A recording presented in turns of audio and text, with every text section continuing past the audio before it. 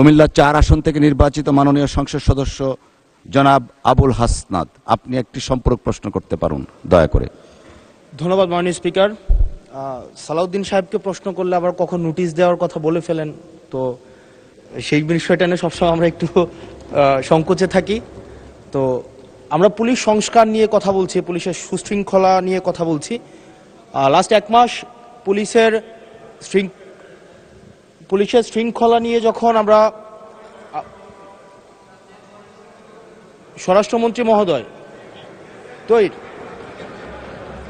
মাননীয় স্পিকার, মাননীয় সদস্য জি বলতে দেন। মাননীয় সদস্য লেট মি হ্যান্ডেল। মাননীয় সদস্য, আমাদের পার্লামেন্টারি প্রসিডিউরে আমরা যাই। মাননীয় স্পিকার, আমরা যখন পুলিশ সংস্কার নিয়ে কথা বলছি, মাননীয় স্পিকার, মাননীয় সদস্য আপনি দয়া করে বসুন।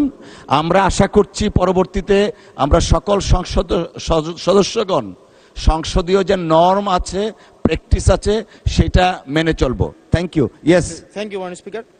মাননীয় স্পিকার, পুলিশ সংস্কার নিয়ে যখন আমরা কথা বলি বা পুলিশের যে বিষয়গুলো, তৃণমূলের কিছু পুলিশের অনেক সমস্যা রয়েছে ইনস্ট্রুমেন্টাল।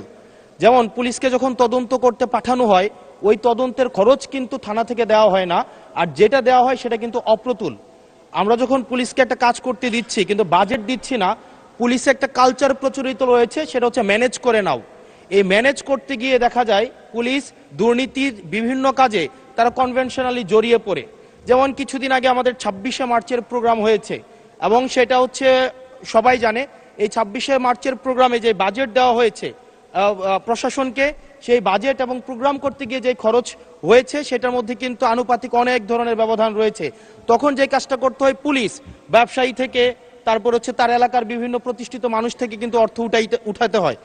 আমার মাননীয় স্বরাষ্ট্রমন্ত্রীর কাছে প্রশ্নটি হচ্ছে, এই যে পুলিশের যথাযথ বাজেট দেওয়া হবে কিনা, যাতে করে তাদের যে রুটিন ডেইলি অ্যাক্টিভিটিগুলো রয়েছে সেই ডেইলি অ্যাক্টিভিটিগুলো যথাযথভাবে তারা পরিচালনা করতে পারে, এবং তাদেরকে যেন ম্যানেজ করে নাও কালচারে যেন না যেতে হয়, এবং কোনো ধরনের দুর্নীতিতে যেন তাদেরকে যুক্ত না হতে হয়। ধন্যবাদ। আর একটা বিষয়, যদি সম্বোধন করার ক্ষেত্রে যদি ভুল হয়ে থাকে সেটা আমি অ্যাকনোলেজ করছি, কারণ আমার এই সংসদে আমি আসছি, আমার 27.5 বছর বয়স।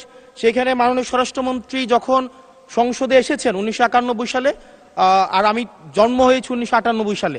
তো সেই জায়গাতে যদি কনভেনশনাল যে ভুল আছে, আমরা সেগুলো সংশোধন করতেও রাজি। যখনই আমাদেরকে নোটিশ করবেন আমরা সেটাকে সংশোধন করে নেব। ধন্যবাদ। ধন্যবাদ মাননীয় সদস্য। We are learning every day. ধন্যবাদ। মাননীয় মন্ত্রী। মাননীয় স্পিকার, আপনাকে ধন্যবাদ। এটাই হচ্ছে পার্লামেন্টারি কালচার। আমি বয়স যাই হোক, মাননীয় সংসদ সদস্য হিসাবে আমাকে অ্যাড্রেস করতে হবে যে সদস্য প্রশ্নটি উত্থাপন করেছেন। আর্লি এজে পার্লামেন্টে আসাটা একটা সৌভাগ্যের বিষয়। আমরা সবারই উজ্জ্বল ভবিষ্যৎ কামনা করি।